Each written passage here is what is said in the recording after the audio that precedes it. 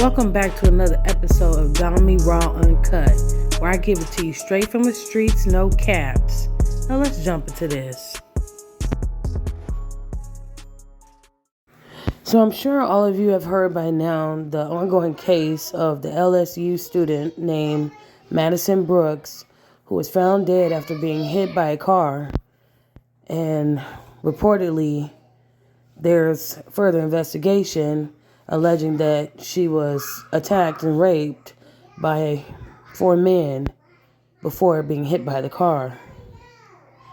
Although this case is very tragic in nature, I think it's very important to pay close attention to how the media plays a role in cases like this, and even just how the details of this case brings about a lot of questions. There's been a lot of coverage on this story, and you can see how certain words used in the media paints a certain picture of the events that happened before the details of the actual event even come out.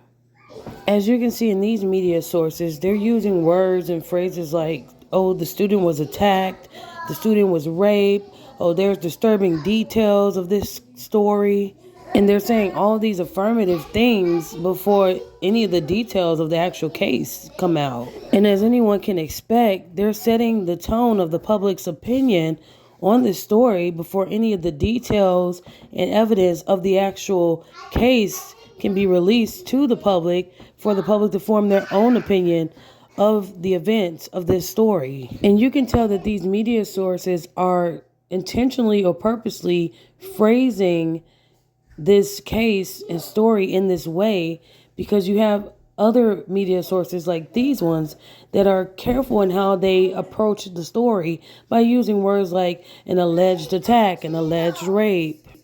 I think it's very important that we, the public, are very cautious about what we consume from the media because so little evidence and information has actually been released to us, which this is needed to formulate an accurate opinion.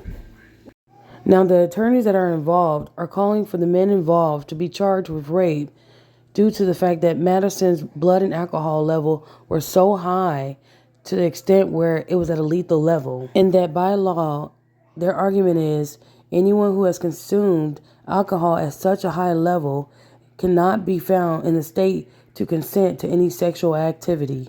Therefore, any sexual activity Madison engaged in with these men should be seen as rape, and they should be charged accordingly. And the attorneys that are representing the men involved are arguing that, according to their evidence, Madison's lack in slurred communication and physical instability contradicts her blood to alcohol levels that have been reported. Usually a person whose blood to alcohol level is at a high lethal state can be seen lacking fine motor control. And this is essential in determining whether the men involved can be charged with rape if Madison's reported BAC levels were at such a high state that she was too impaired to consent to any sexual engagement. As you will see in these upcoming clips, Madison does not appear so highly intoxicated to the point where she lacks fine motor control, where she would be wobbly and have slurred speech. Another video previously seen shows Brooks leaving the Tigerland bar Reggie's headed for the suspect's car. This video was a crucial piece of evidence because you can hear Madison Brooks communicating with the suspects. I'm sorry that I offended you that bad. Get out. I will Uber on my own.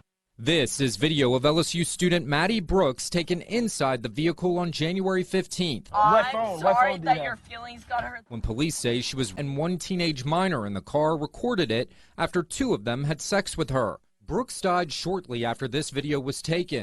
So my thoughts on this is, one, we really need to refrain from consuming too much of what the media portrays about stories and cases until enough information and evidence is actually released. Because once again, the media portrayed these men as these monsters who just attacked and raped a drunk girl. And the video evidence shows something entirely different. 2, my other thoughts on this is that it's apparent that people are desperately seeking justice for Madison. And I think that people are seeking justice in the wrong way. I think that people should be seeking justice for Madison in a wrongful death and not in opening a case and trying to charge men who were last seen engaging with Madison in some manner before she died.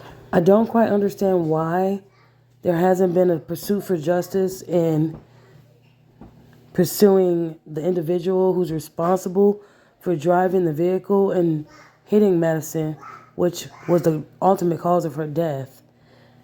I think that is probably the most pressing concern or matter, and probably the best way to actually get justice for Madison.